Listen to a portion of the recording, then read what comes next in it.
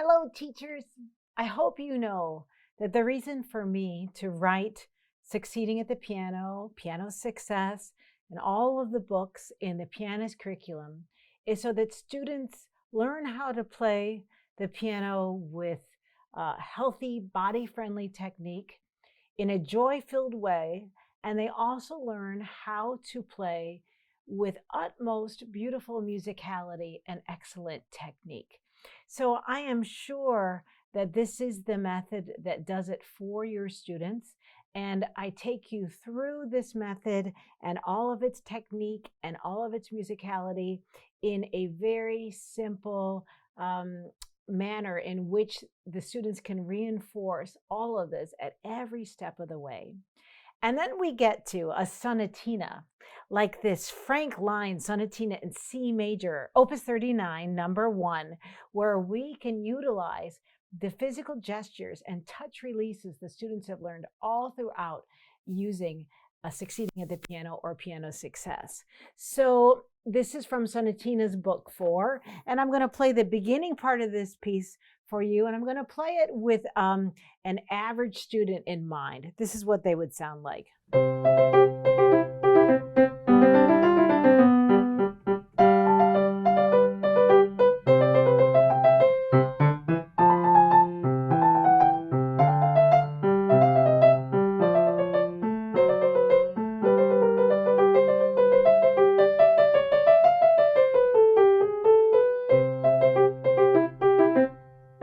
Okay, so a lot of students sound like that when I hear them in judging events. But how do we get them to become really artistic at the instrument? I like to call it giving students a way to have artistic personality.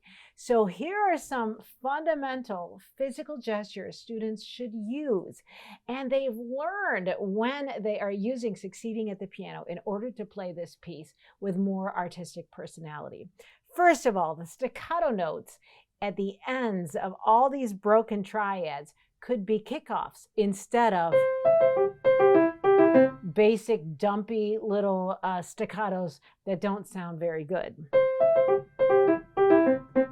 You get an idea of that? So kick forward and off, and then the very last staccato can be a nice little woodpecker because the student is getting ready for. All right, and that lovely 5-finger pattern can be so well nuanced with such a greater inflection if we have the students drop, roll or scoop to the right, and then roll forward and then around.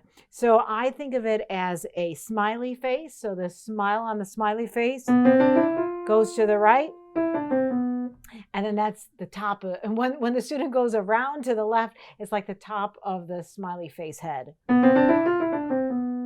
And again, so kick off, and then a little woodpecker. Oh my goodness, let's employ a wrist oval here. Drop, and a nice little oval. Good, then they're back to their drop position. And then another scoop to the right, and then another over the smiley face head to the left. And then bum, bum, bum, bum. It's a perfect place for basic staccato woodpecker touch releases. Now, so what happens when I hear average students? There isn't much of an articulation change between legato and staccato, or they do this. It's too clipped, and their fingers get into this weird kind of sticking up feeling. Their 5th fingers go into curly French fries, and we do not have a good sound, and it is not healthy, body-friendly technique. So why don't we go ahead and use the physical gestures and touch releases the students have learned all throughout Succeeding at the Piano. Dropping, rolling into a black key, and then a little push off at the end.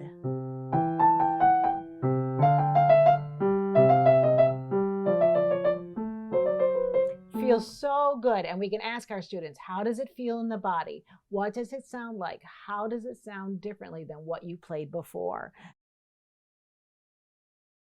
Okay, so now in the second section of the piece, it's only 4 bars, a 4-bar phrase. So we know it's perfect for a sonatina because sonatinas are so much smaller than sonatas. And then we get right back into the recapitulation. So in this second section, though, there's a great deal of passage work. So you can ask your students, all right, looks like the same pattern over and over again, but is the composer moving up or down? They're moving up. And what is that called in music? That's called a sequence. Absolutely. And the very last measure of that sequence is where the fingering issue can occur. So I'll hopefully, when the students have first learned this piece, they have played that little pattern in detached notes so that they get the right fingering, and they must focus and they must repeat many times, 7 times, another 7 times, in order for them to get that in their brain. So then,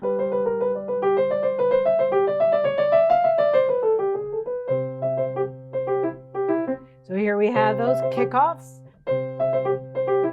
Kickoff and then a little woodpecker. Woodpeckers, dum. Kickoff, kickoff, woodpeckers. And if we get too far off the keys, we could play a wrong note. So let's stay close to the keys. Back to our little push-offs at the end of each little motive.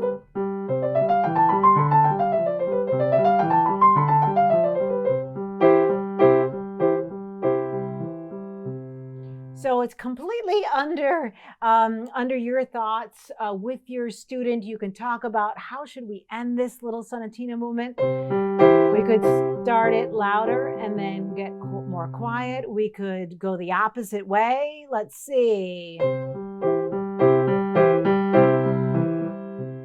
Like that. So it's totally up to you and your student what you'd like. And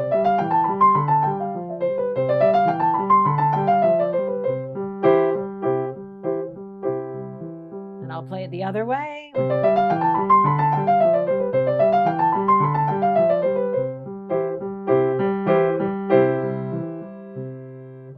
So which one do you prefer? Oh my goodness, that's a wonderful topic. And if you have, as the teacher, if you have something that you really want to have happen, then you can explain to them why.